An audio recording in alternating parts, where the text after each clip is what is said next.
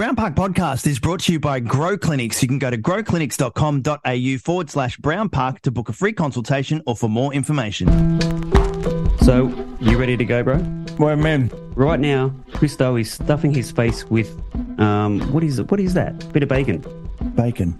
Oh, well, It's podcast bacon. Oh, I just spat all over myself. Oh, lovely. The Brown Park Podcast. Question. Oh, God. Hang on. Just let me put my podcast bacon to the side. Oh, yum. Yep. So, we're heading into the musical area for today's podcast. Yes, we are. Mark Gable from the Choirboys, the Run to Paradise. Okay, well, I think you might have just answered the question that I was going to ask. Yeah. Have you ever wanted to be a singer? Or, I mean, because you're being in radio, you've got quite the voice. So I assumed up until 5 seconds ago you might be able to sing. Ha, ha, ha. Yes. The answer is yes. I did want to be a singer. Mm-hmm. I tried my hand at writing songs and recording songs. Oh, what? Okay. What was the first song you wrote, and what was it? Who was it about? First one I wrote or first one I recorded? Okay, and the first one you wrote, because I think it's important that we understand the psyche going into this career choice of yours. It was all about breakups and love. Oh, okay. It was all about breakups. It all love. starts there. And finding someone to love, and just everything that you think a cheesy young songwriter would do. Oh well, look. So you got everything you wanted. Have I never played them to you? No, you've never. So you recorded is what I have them. I have the recordings. So what you need to do going into this podcast or coming out is edit a little bit of you into it at some point. Not a chance. The listeners want to hear it. I actually have one song online that we did as part of a radio stunt. Is that the country song? Yeah, the country song. So that's actually been professionally recorded. It reached number 2 on the iTunes charts. What genre? Country. Oh, yeah, see, country is the second biggest music genre behind religion. I do not like country music, and that is why I got forced into recording it. Oh, forced with your arm behind your back, but yet you're standing in front of a microphone singing it. Look, the song is out. You can go and find it under Christo, and the song is called I Don't Care, I Want My Dog Back.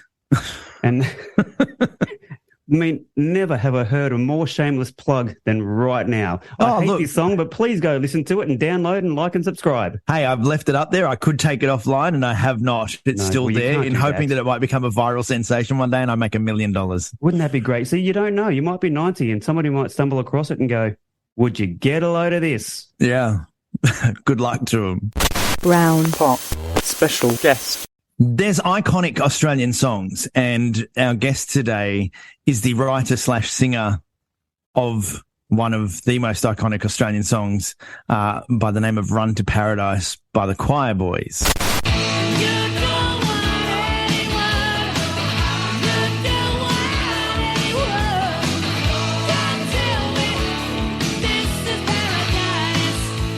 Song of a generation. Song of generations. It is. It still gets played today. But he's also had a well-publicised battle with depression and drinking and things like that. And we thought perfect guest to get on the show to not only talk about music, because we love music, but also about his battles as well. His name is Mark Gable, and thanks for joining us on the show, mate. Gentlemen, and I say gentlemen because I'm only working on the assumption that you are gentle. But I do know that you're men, so thank you very much for having me. And that's the kindest thing I've been called all day. So keep that up, Mark. This is going to go well. I'll do it. I'll keep it up. What's it like having this song that has echoed through the chamber of time and still gets played today? It's weird, because it has nothing to do with me or nothing to do with Choirboys. All we did I did primarily was write the song, and we recorded it. And we went through a process that we've done 1,000 times before and afterwards, and the whole thing. It had something to do with, as always, with music, as music touches all of us in different ways and different people. It touched the Australian public in a specific way that I'm really happy about. I mean, there are many other artists that have had great songs locally, and they've been embraced. But for some reason, Run to Paradise has like been embraced in such a way, it's like almost hard to imagine how much people really like the song. And I do listen to it from time to time at the behest of radio and or podcasting, or even I'm in the car and I go da-da-da, and I listen to it from a totally different perspective, because I go, I know what's happening when I was doing that chorus. Yeah, the producer was like had the shits and, you know, told me we're running out of budget, you know, and, you know, all this kind of stuff. And, you know, I had to produce the solo myself, guitar solo, because the producer wasn't there. And, you know, I know all this stuff, right? But for the Australian public, they've embraced it as all music should be embraced. It's theirs. It makes them either feel happy, sad, or whatever. And for, you know, what it's worth, we're really lucky. You know, I won't use the term lottery, but won the lottery. But Choirboys have been blessed, you know, to have the Australian public love that song. And I'm one of the artists that when we play the song, I love it. I love doing it. I love the reaction. Where there are some artists that get really pissed off because they go, oh, no, you know, I hate this song. I mean, some of those artists are like, I'm more than just this song. So, you know, they have that flip reaction to the song that made them or got them to where they are, but they want everyone to see all the underlying stuff because I'm more than just this one song. Well, you know, I know that we're all more than just this song, but I don't care, you know. I'm human, right? Yep. And I'm just a guy, and I'm just in a freaky position where I've spent my whole life doing a career of Australian pub rock and participating in Australian music. And, you know, I go to the toilet, you know, and I, you know, have showers every 4 days, you know.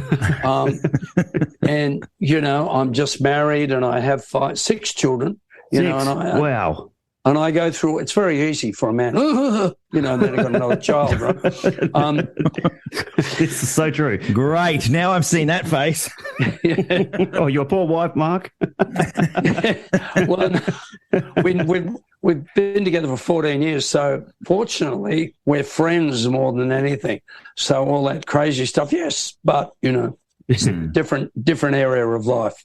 Yeah, no doubt. And you were doing music well before the Choirboys, weren't you? You were pub rocking back before the Choirboys took off? Yeah, I was in a band called Valor on the Northern Beaches. And, of course, Choirboys started on the Northern Beaches.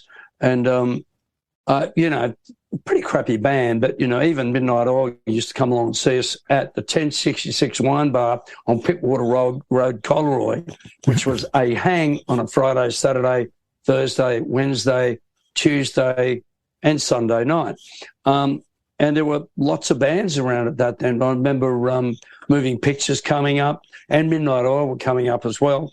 And so I was in this band and it really didn't go anywhere. And it was out of that met the other guys in Choirboys, and a girlfriend I was going out with, she was going out with me, but she was going to university with another girl whose boyfriend was a drummer, and that was Lindsay Tebbett, who passed away last year. And, you know, my then girlfriend said to me, all right, I know this girl at uni and she's got a boyfriend who's a drummer, and he came around. And, you know, that was really the beginnings of Choirboys, and that was like 1977. Wow. 70. What year were you guys born? I was 75. Born in 77.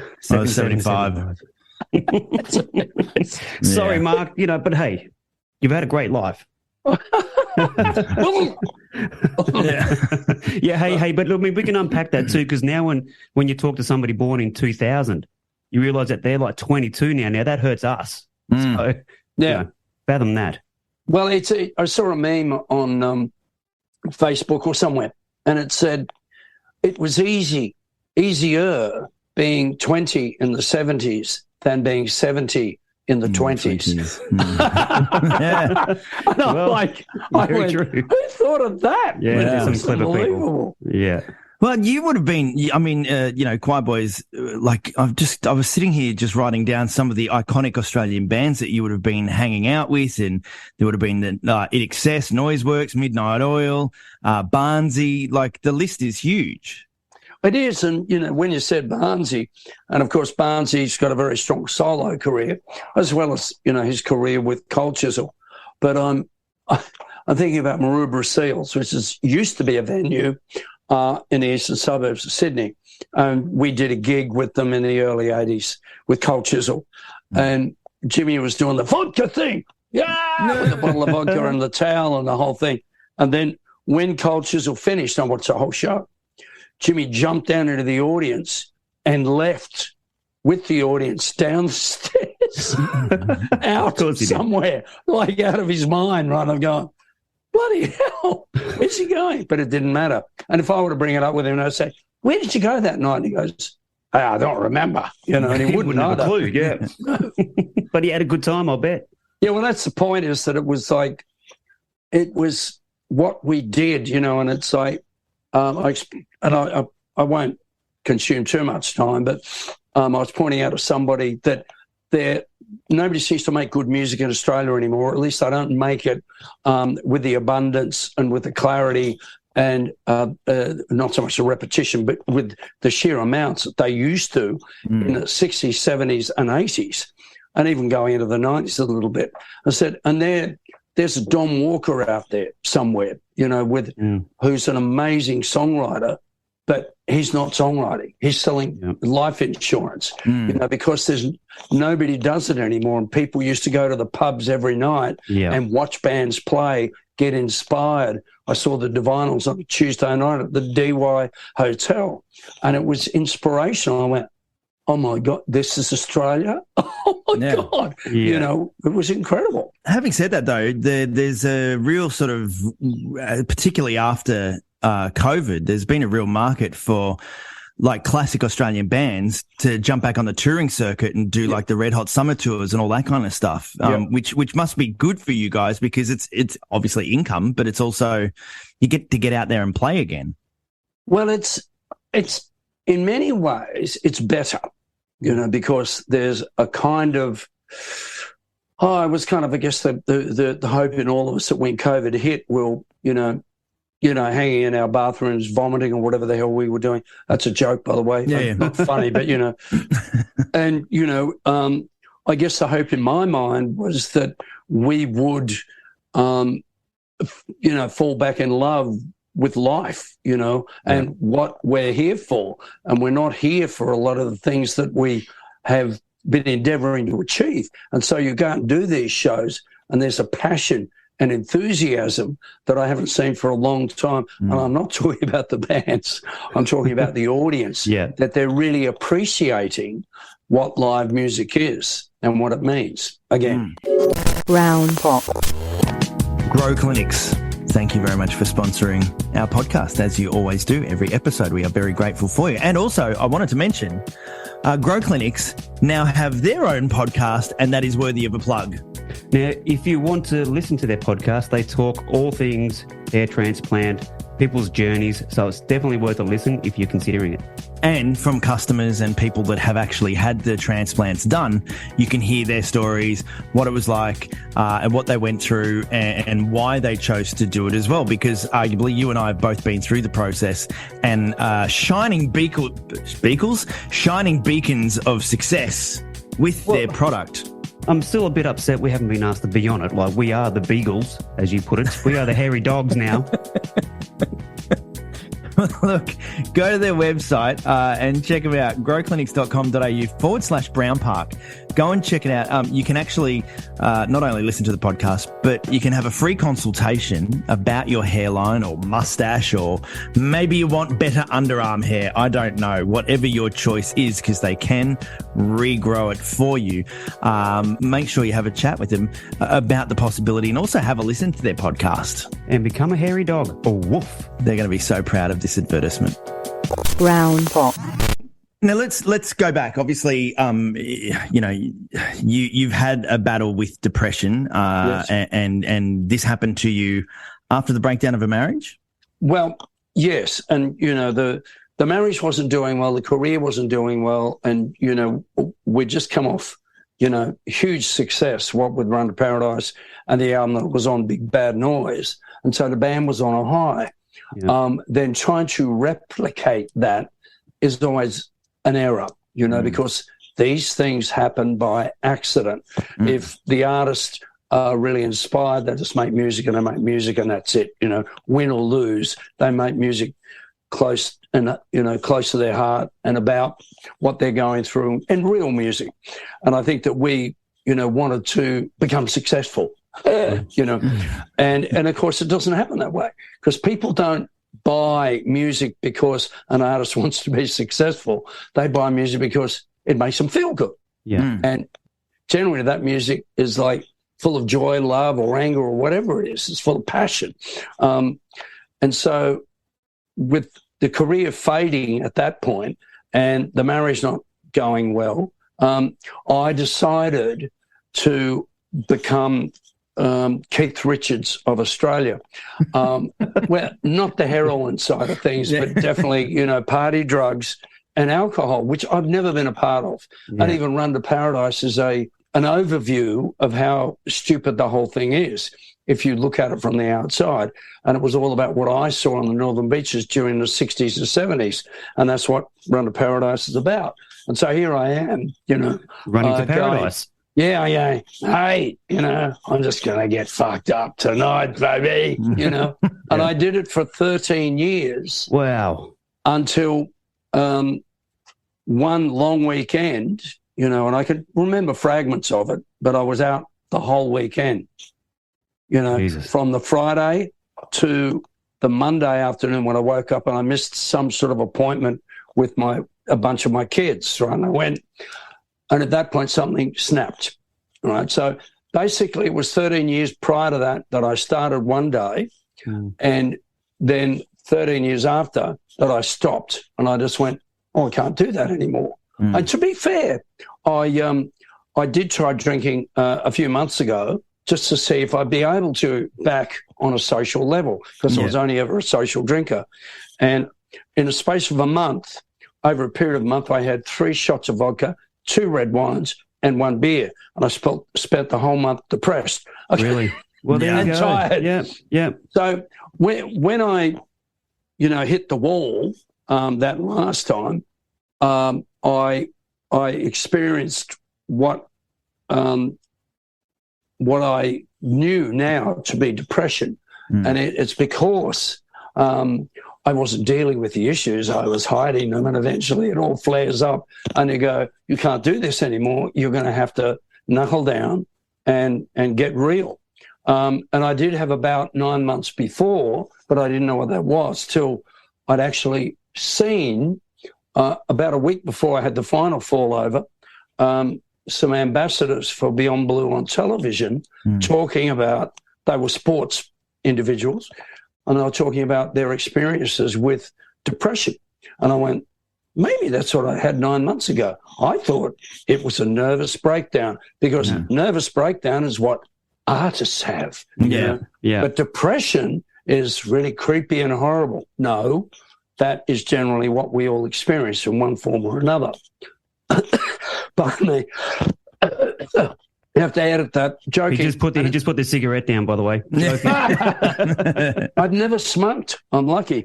But after going through that and realising that I had to get sensible, counselling, good food, it was, I wouldn't say that it was easy, but the path was very defined. And one of my daughters said to me, we were having a talk, she goes, when you're an alcoholic and a drug addict? And I go, I never was. I was never a drug addict, and I was never an alcoholic. I was binge drinker, binge drug taker. And there's a difference. And a lot of, guys like, quite a few people that I know in the rock and roll scene who have been alcoholics, yes, and drug addicts. And I go, how did you do it, man? And I said, I was just lucky. Yeah. And I just stopped, and I was able to go, I have to deal with this. I've now got to be grown up, and I'm going to have to manage this with counselling, exercise, not hanging around drug dealers anymore. That'll help.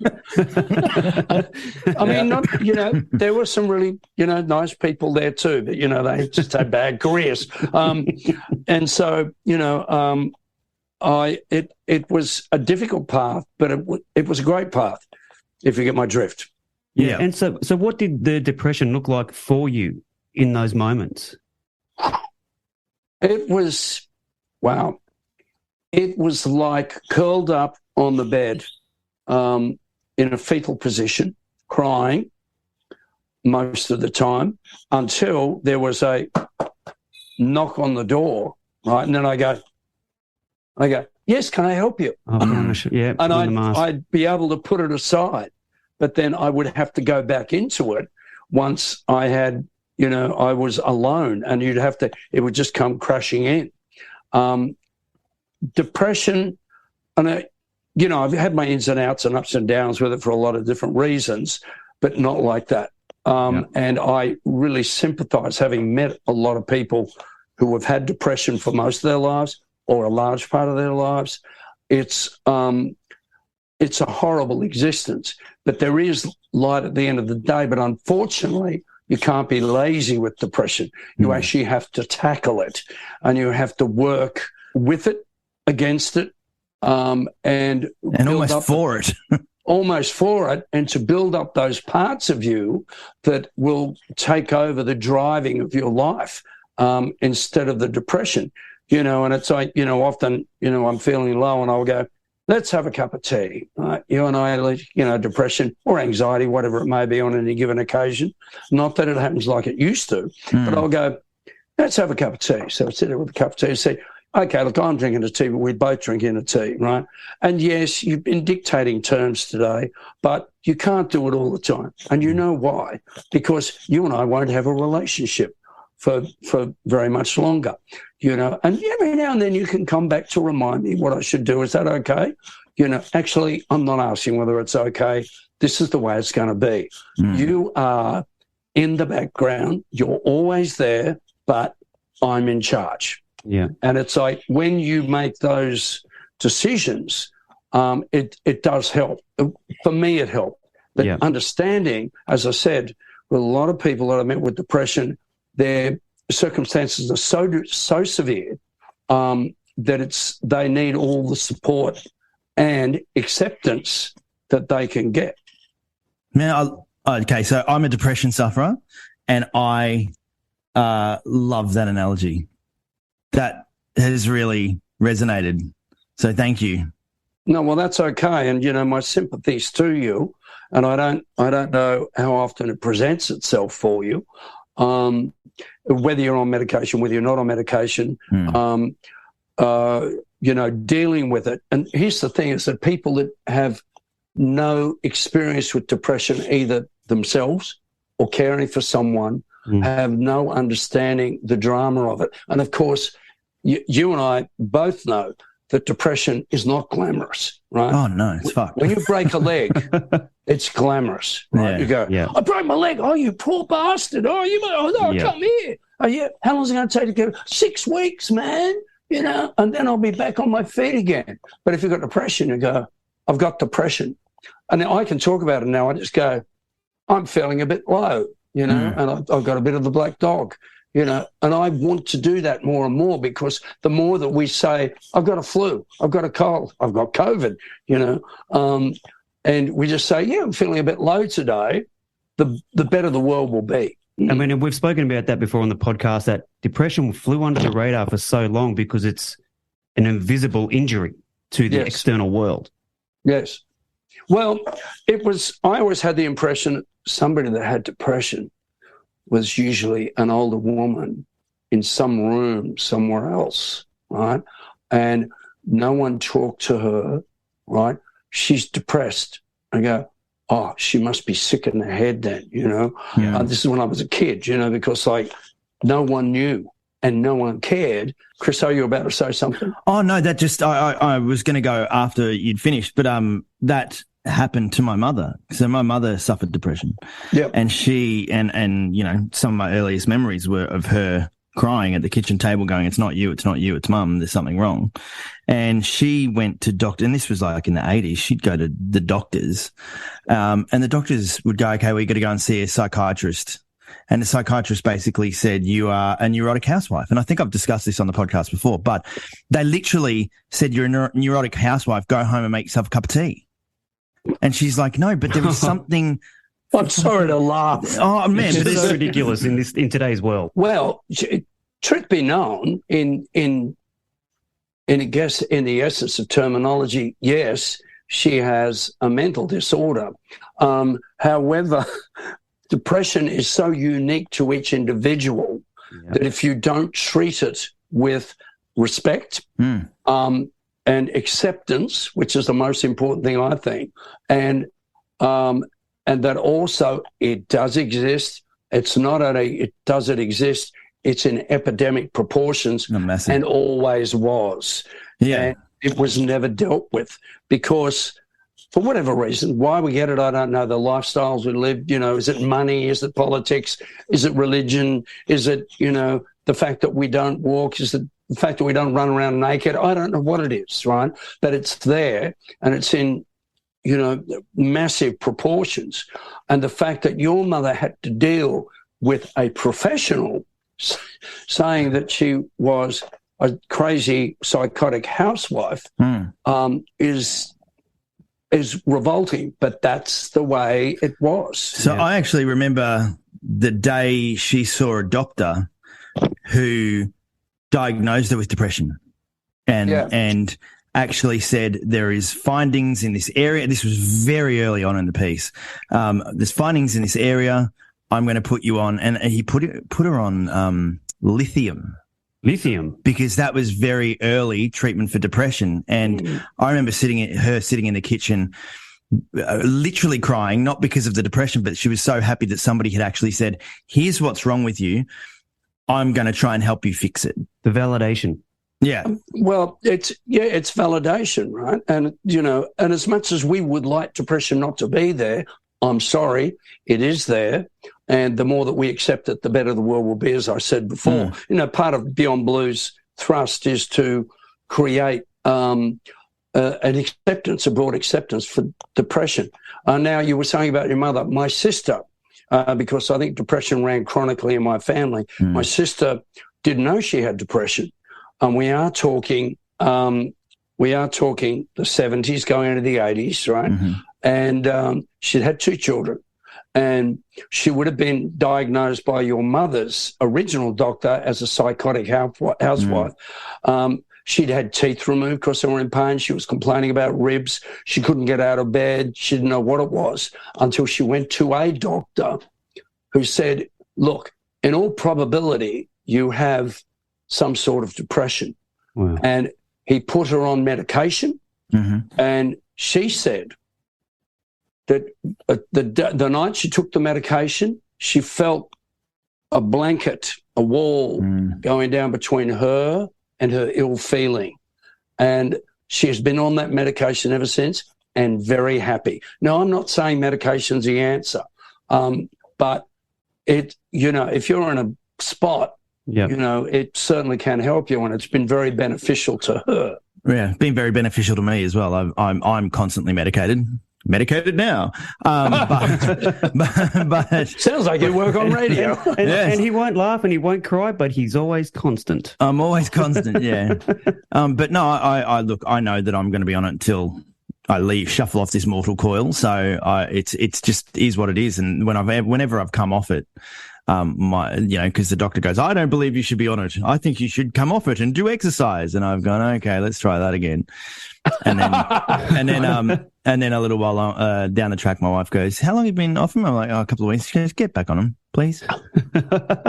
Well, for what it's worth, I'll tell a personal story, and it doesn't mean that I'm advocating this, but after 16 years, I thought I would try and get off medication to see whether I still had depression. So I spent from February last year till November last year tapering off the medication I was on.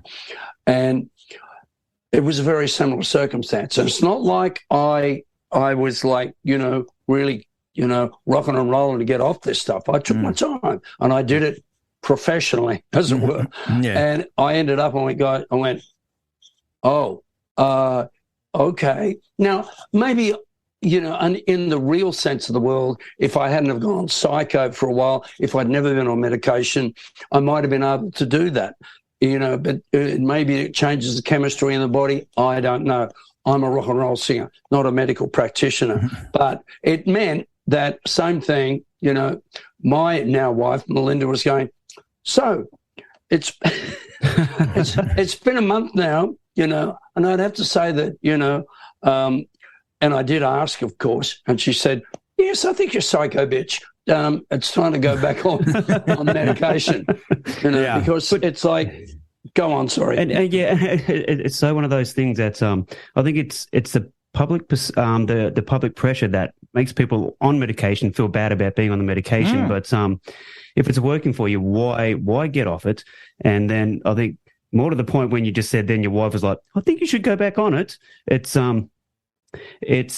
just as hard for, well, not just as hard, wrong way to put it, but for the partner of somebody suffering depression, it's also quite the ordeal for them as well.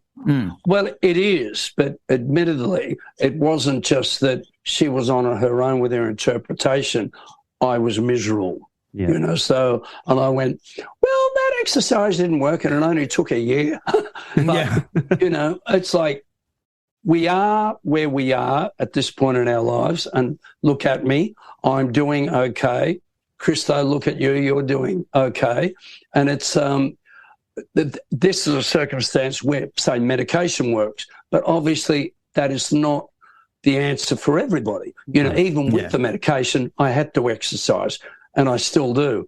Even though it's been so busy, I haven't been able to. Like, you know, like bloody gun show. Oh, gee, hang on, Dave. We're not going to do that because you're going to show us up. I don't think so. You guys are born in the 70s. Brown pop. Hey, I'm just having a flick through the Grow Clinic's website because they are proud sponsors of our show, and we've both been through the process of getting our hair done and hairline restored, is what I want to say. So you jumped on the website. How would you jump on said website? I've gone to growclinics.com.au/Brown Park. Okay. And there it's got a whole bunch of different things, from consultation to your big day to the post-operative care and everything that you would need if you decide to go ahead with a transplant of your hair and to get your hairline back. Can I just say that was one of the most exciting days of my adult life, walking in there to get the procedure done, knowing that I'm going to fix this problem that I've had, or this issue that I've had for so long. Massively, right? I can remember walking in there being nervous, but just being so excited that I'm going to come out with hair. Yes. We can tell you that it absolutely works. Absolutely does. And that's why you need to go to growclinics.com.au/Brown Park, plug your details in, and for a free hair loss diagnosis consultation, somebody will reach out to you and they'll go through it. They can do it online, or you can do it at any one of their Grow Clinics around Australia and New Zealand. And can I tell you too, if for nothing else, they buy you lunch on the day. I know. Free lunch. I had grilled. It was great. I had Subway, and then I walked out of there full with hair. growclinics.com.au/Brown Park. Go and give them a heads up. Get it? Heads up. Oh, well played. Brown pop. I reckon I would have ended up in the same boat as you, Mark, if I was alive in the 70s. So Hang on, what year did you say you were born? 77. I was 75. You were. You said if you were alive in the 70s. Well, hang on. If I was alive and old enough to party in the 70s, should I have said? I didn't party in the 70s. You know? No. So when did that kick off? Oh, that was 94. 94. So Run to Paradise got released in 88, right? 86. 86. Yes. So you weren't drinking or doing anything during those years? No. Didn't know that. Wow. No. And the only time I tried marijuana in a real sense was I was a Colroy Plateau in my mini moke in the 70s with our Choirboys' original guitarist, Brad, who when we were driving along was smoking a joint, right? Now, I'm not advocating smoking joints, people, but I'm just telling you. I better put it down then, hang on. And so we got to Colroy Plateau and I said, maybe I should try this stuff instead of bagging it out. So he rolled me a joint and I smoked it. Then got out of the mini moke and had to lay on the ground for an hour. Oh, yuck. And he had to walk me around. And I went, Okay, I won't be going back there. Didn't work. So you were sober. You didn't drink or do anything during your touring years. Nothing. Hardly drank at all. Wow, that's an anomaly for Australian rock. Isn't it? What? Yeah, and I was actually anti-drugs at that point as well. I want to ask about the guitars on the wall behind you. Oh. Yes, what do you want to know? What have you got? You've got Okay, hold 1, on 2, a 3, sec. 4, 5 guitars sitting there. 6, Well, there's more 7. than that. Now, I'm going to go and get one, which is a very interesting one. Hold on a second. Okay. I just have to unplug. Now, Chris and I are filling the silence. Yeah, no, but I'm just looking at his wall. He's got he's got a drum kit sitting there. He's got a box of cables, as any good musician would. And now he's sitting back down in front of us with a guitar. Now, you know this. This is the actual guitar that played the intro to Run to Paradise. Get out of town. Try this. Never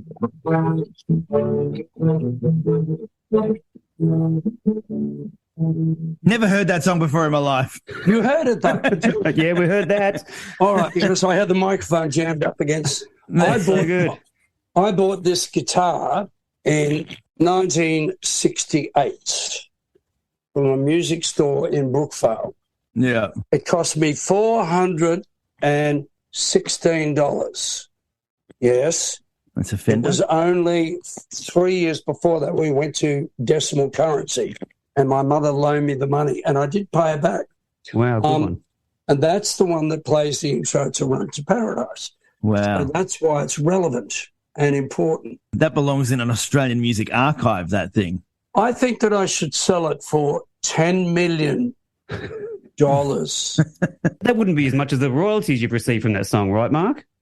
Probably. Oh, look, I will not say, because I don't want to appear to be a capitalist, but I have been very fortunate. Yeah, so good.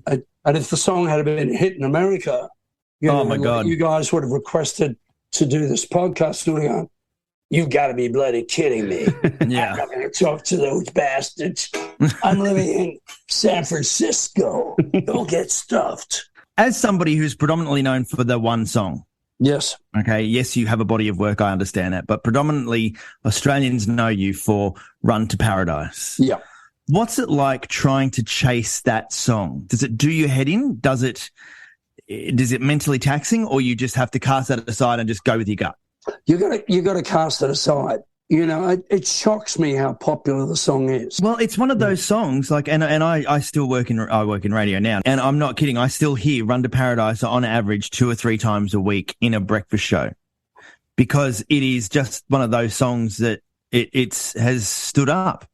Yeah, it's like I say, it's nutty, but it had nothing to do with us. It's just Appeared. It's a cultural thing, because it was the right song, the right place at the right time. How did you piss off AC/DC? Oh, yeah. Okay. So Malcolm Young was not well. And, I've had beers with Malcolm, but we weren't close, right? And if you don't know, Malcolm Young is the rhythm guitarist from AC/DC and the main driving force behind it. Mm-hmm. Pardon me. And so there was a post on Facebook from Malcolm's son. Now, I didn't know Malcolm's son, and his name is Ross, and I've subsequently become friends with Ross now.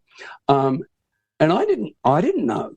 I didn't know anything at all. He had conferred with somebody on social media about the condition that his father was in.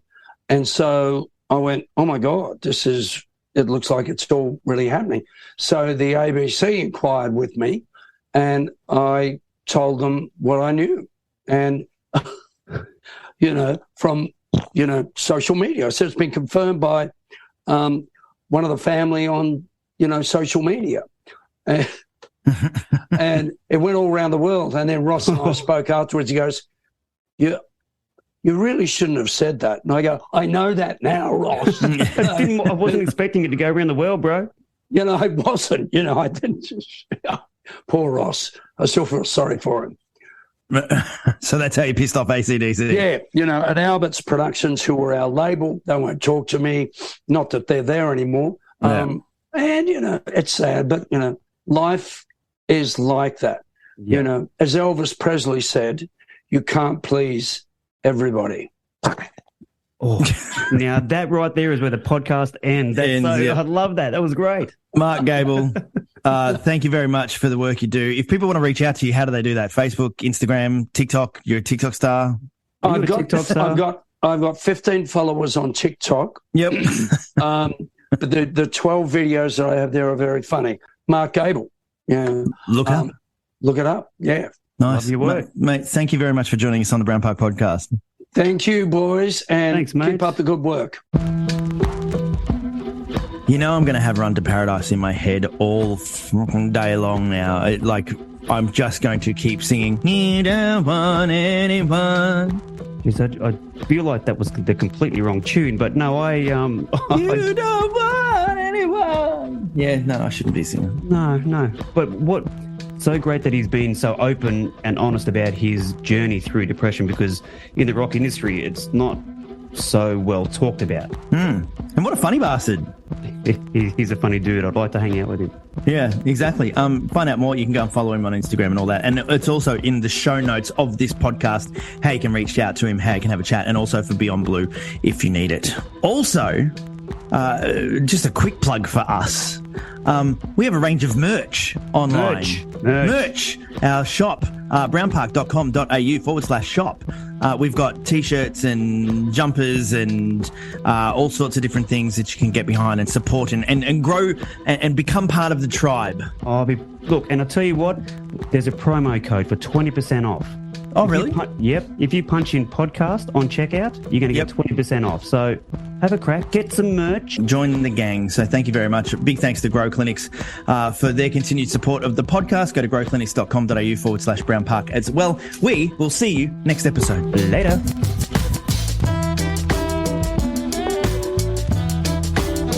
The Brown Park Podcast.